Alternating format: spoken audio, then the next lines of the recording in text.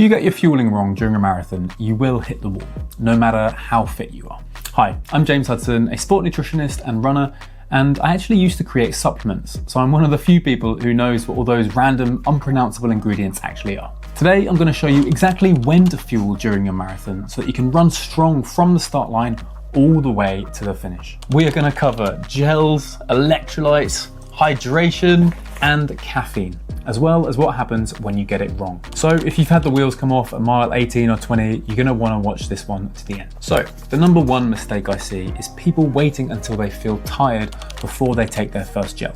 By then, it is too late. Okay, so let's simplify the science. If you've stored up and done an effective carb load, then your body has enough stores of muscle glycogen to allow you to run at marathon pace for about 90, maybe 120 minutes. But I would still recommend that you start fueling early as 5 minutes before. Then have a gel every half an hour or even every 20 minutes, depending on the size of your gel and the numbers of carbohydrate per hour that you want to hit. By fueling on a clock, so every 20 or every 30 minutes, it's mainly going to drip feed carbohydrates coming in slowly over your race to prevent your muscle glycogen stores getting too low and give you the fuel that you need to hold the intensity so that you can actually run the time that you want to. When it comes to how much carbohydrate, if you're going to be running hard for the whole thing, I'd recommend pushing up to between 60 to 90 grams of carbohydrate per hour. Now that's quite a lot, so make sure that you've trained with that quantity in training and you feel good being able to consume that amount.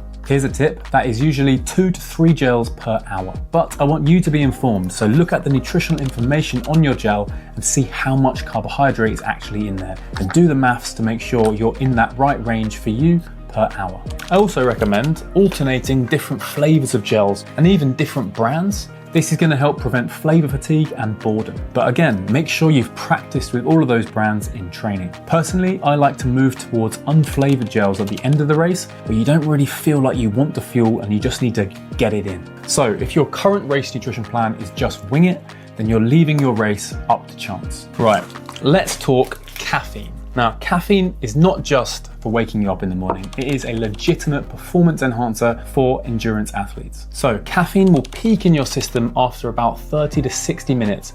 Then it'll be quite a gradual drop off. Here is an ideal approach. So the science suggests that having between 3 to 6 milligrams per kilogram of body weight is going to be the optimal dose that you need to see the performance ergogenic effect from caffeine. However, caveat, make sure you have practiced with that dose and getting into that range in training and ensure that you feel good on that amount of caffeine. Let's say you're a habitual or semi-habitual coffee drinker, so you have some caffeine coming into your diet every other day or so, then maybe try this approach. Have a coffee with breakfast in your pre-race meal. If you have a single, this is probably about 60 to 80 milligrams. If you have a double, that might be say 140 up to 180 milligrams. That's probably going to put you into the 1 or maybe 2 milligrams per kilogram of body weight. This is probably going to be 2 to 3 hours before your race though. But why have that much caffeine then? Well, it's probably going to really help stimulate your bowel and give you a successful bowel movement. And that is going to be key to make sure you don't have any GI issues on the race. Then, instead of having a load of caffeine right at the start line, when you're probably already feeling a little bit anxious and nervous, I would recommend having it at about the halfway point. If you're taking your caffeine in a gel, then it's going to hit in that sort of 30 to 60 minute range, so it'll be picking up for the last 10k or so of your race. And that's probably when you really want that extra lift that caffeine is going to give. The way caffeine works is it reduces the perceived effort that you feel when you're running. So if you have too much caffeine too early, then actually it might make your pacing harder to manage because it will make you feel like you can redline for longer. And this might mean you go out and stay out too hot and therefore suffer in the last 10k. Another reason to avoid having it right at the start line or even half an hour before is that at that start line you probably feel a bit nervous and excited, and by having too much then might just give you jitters or unwanted side effects. My recommendation with all caffeine strategies is to know your tolerance and practice with the dose that you're going to use using the products that you're going to use on race day. Please avoid any last minute caffeine tweaks or that extra coffee or a different gel. More is not always better, and probably it's actually going to have a deleterious effect. A proper hydration strategy. So you can run out of glycogen and you will still finish, albeit probably at a lower intensity or maybe a walk. However, on a hot race, if you get your hydration wrong, you could end up in the medical tent. So best practice for hydration is small, frequent sips. Try and avoid chugging large volumes of fluid, as this isn't going to help your hydration stick.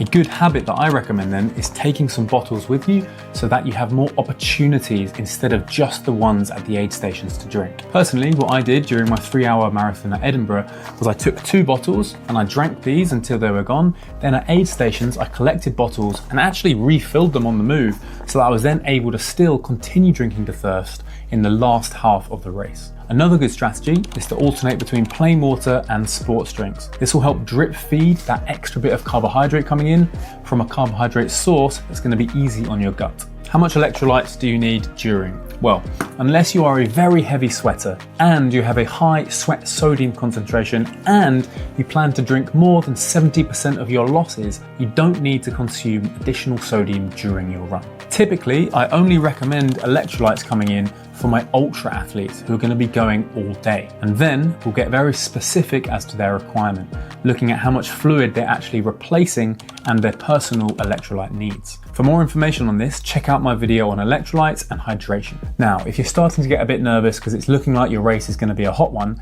then start practicing this now by taking more fluid with you on your training runs and building the habit of drinking more. Most people suffer in the heat because they're simply not drinking enough, or they've built the habit of just not drinking. In the heat, you're going to be sweating a lot more, so you do have a higher requirement for more fluid. I would highly recommend using something like this, a hydration vest, and practice carrying lots of fluid with you on training runs so that when it comes to race day, you don't have to just rely on the aid stations. Fueling in the latter stages of the race. So the last 10K is where the race is won or lost, or whether you enjoy or struggle through your marathon.